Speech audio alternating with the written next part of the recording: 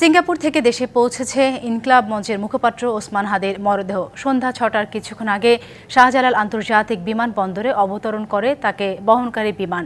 এরপর হাদির মরদেহ নেওয়া হয় জাতীয় হৃদরোগ ইনস্টিটিউটের হিমঘরে। কাল দুপুর ২:৩০টায় দক্ষিণ সংসদ ভবনের দক্ষিণ প্লাজায় হবে তার জানাজা। বিমানবন্দরে উপস্থিত ছিলেন বিএনপি, জামায়াত, এনসিপি নেতারা সহ অন্তর্বর্তী সরকারের একজন উপদেষ্টা। দর্শক, এ বিষয়ে আরও জানাতে এই মুহূর্তে শাহবাগে আছেন আমাদের সহকর্মী শুভ খান, তার সাথে যুক্ত হচ্ছে। শুভ, আমরা কিছুক্ষণ আগে খবর দেখছিলাম শাহবাগ উত্তাল জনসমুদ্রে পরিণত হয়েছে এবং সেখানে বিক্ষোভকারীরা কি বলছে সেখানকার পরিস্থিতি আমাদের জানাবেন। এই মুহূর্তে শাহবাগ কিন্তু স্লোগানে মুখরিত। ছাত্র জনতার স্লোগান কিন্তু শাহবাগে মুখরিত। একটাই তাদের দাবি, ওসমান হাদির যে বিচার, ওসমান হাদিকে হত্যার বিচার দ্রুত কার্যকর করতে হবে। এই স্লোগানে কিন্তু আসলে এই মুহূর্তে মুখর শাহবাগ।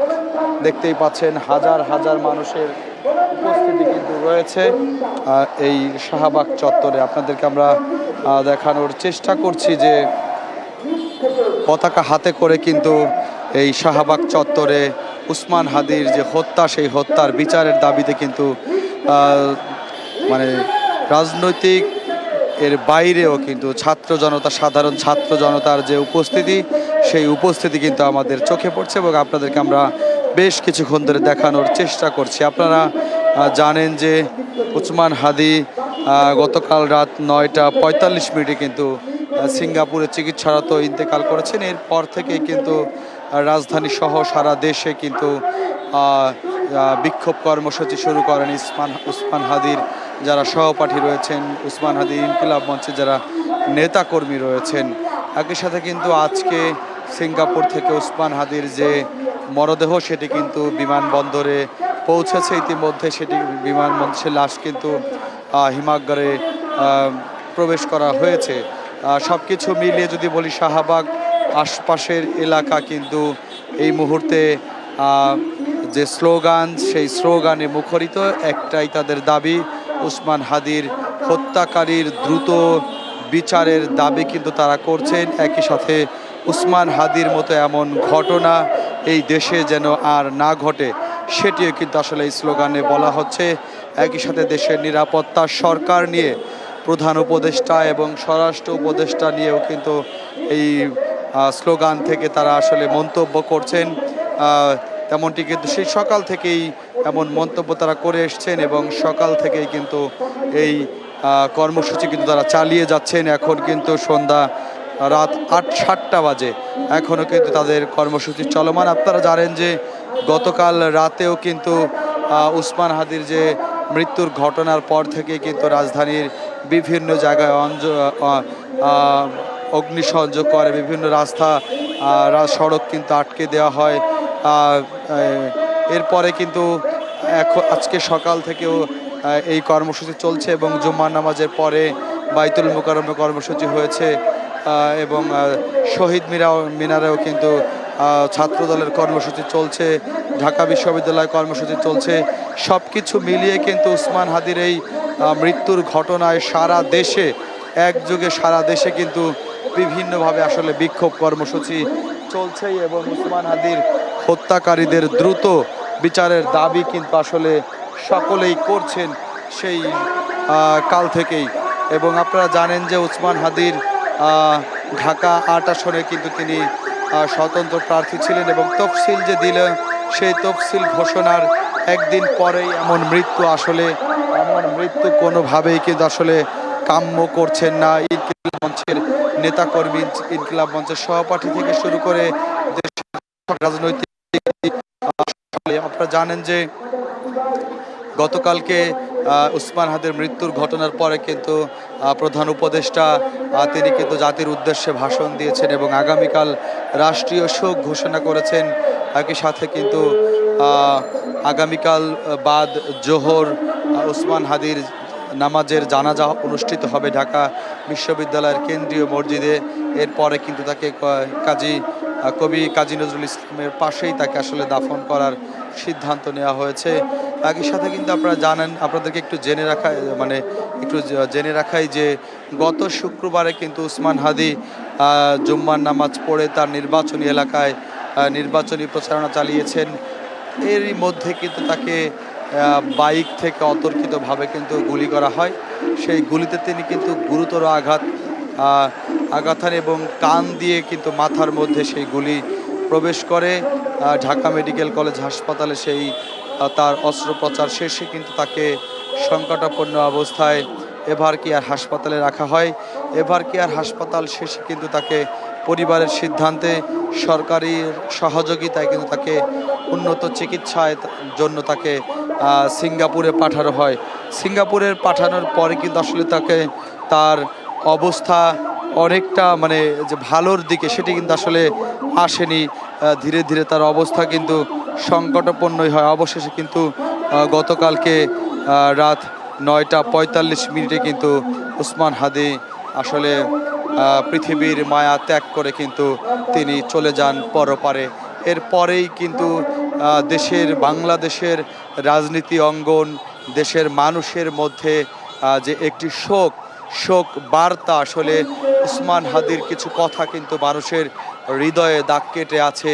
তার যে শেষ বক্তব্য, তার যে কবিতা আবৃত্তি, বিভিন্ন গণমাধ্যমে তার যে বক্তৃতা, আসলে সব কিছু মিলিয়ে কিন্তু সাধারণ মানুষের হৃদয়ে দাগ কেটে আছে। ওসমান হাদির এই অকাল মৃত্যু কোনোভাবেই কিন্তু আসলে এই মৃত্যু সাধারণ মানুষ মানতে পারছেন না। একই সাথে কোনো রাজনৈতিক দলও কিন্তু তার এই মৃত্যু আসলে মানতে পারছেন না। একই সাথে কিন্তু রাজনৈতিক দলের সিনিয়র নেতৃবর্গ কিন্তু আসলে এটিকে নির্বাচনের তফসিলের পরে এমন মৃত্যুর ঘটনাকে বিভিন্ন ইঙ্গিতের কথা কিন্তু আসলে বলা হচ্ছে।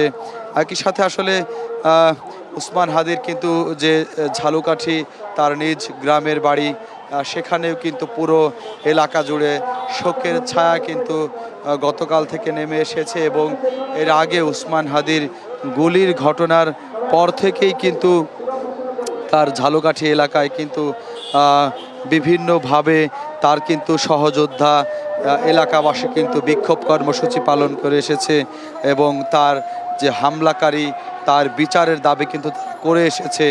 অবশেষে কিন্তু গতকালকে ওসমান হাদি মৃত্যুবরণ করেন। আসলে তার এমন মৃত্যু, তার এমন অকাল মৃত্যু, তার 1993 সালে জন্ম, সব কিছু মিলিয়ে মাত্র 30 থেকে 32 বছর বয়স। এই বয়সে তার এমন অকাল মৃত্যু কোনোভাবেই কিন্তু দেশের মানুষ কাম্য করেনি। এবং একজন উদীয়মান রাজনীতিবিদ যার আবির্ভাব কিন্তু ঘটেছে 24 জুলাই অভ্যুত্থানে, তিনি কিন্তু একজন জুলাই যোদ্ধা। সেই জুলাই যোদ্ধা, তার যারা সহপাঠী, তারা কিন্তু কঠিনভাবে কিন্তু আসলে শোকাহত হয়েছেন। বিভিন্নভাবে আপনারা কিন্তু দেখেছেন যে গণমাধ্যমের মাধ্যমে দেখানোর চেষ্টা করা হয়েছে সকল রাজনৈতিক দল এবং যে সকল জুলাই অভ্যুত্থানের যে রাজনৈতিক দল এনসিপি, একই সাথে আসলে ইনকিলাব মঞ্চের যারা নেতাকর্মী রয়েছেন, ডাকসুর নির্বাচিত ভিপি রয়েছেন, সব কিছু মিলিয়ে ছাত্র জনতা কিন্তু আসলে কোনোভাবেই ওসমান হাদির এমন অকাল মৃত্যু কিন্তু কোনোভাবেই কাম্য ও মানে করেননি। গতকালকে রাতে তার মৃত্যুর খবর শুনে কিন্তু দেশের মানুষের মনে যেভাবে আসলে দাগ কেটে আছে, নাড়া দিয়েছে এবং দেশের মানুষ যেভাবে শোকাহত হয়েছে, তার পরিবার কিন্তু তার চেয়ে বেশি শোকাহত। আপনারা জানেন যে ওসমান হাদির একটি পুত্র সন্তান রয়েছে।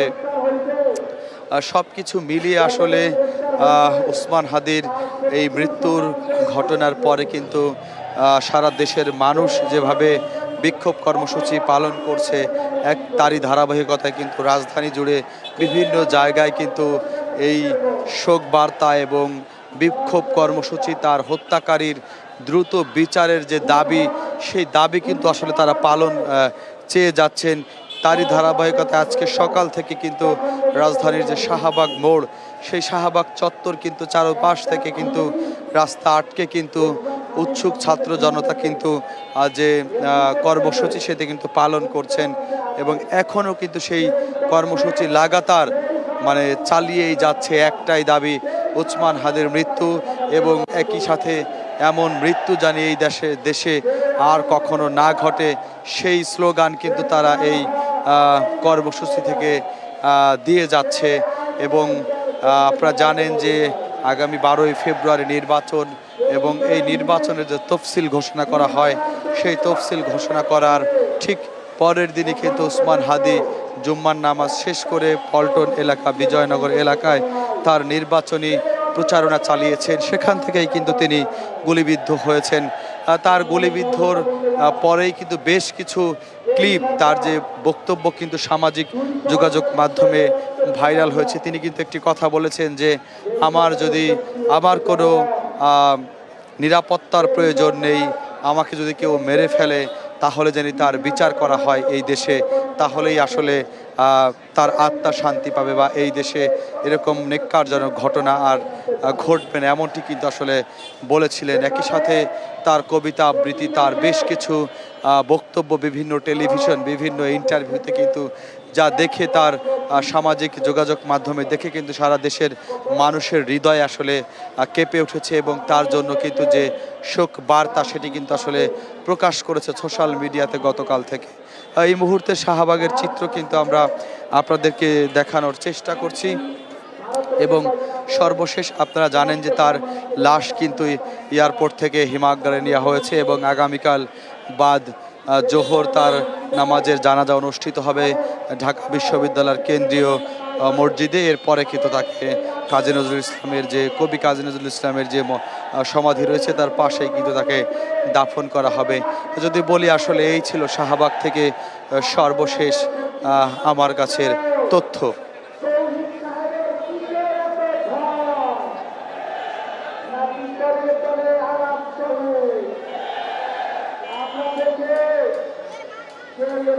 ধন্যবাদ আপনাকে।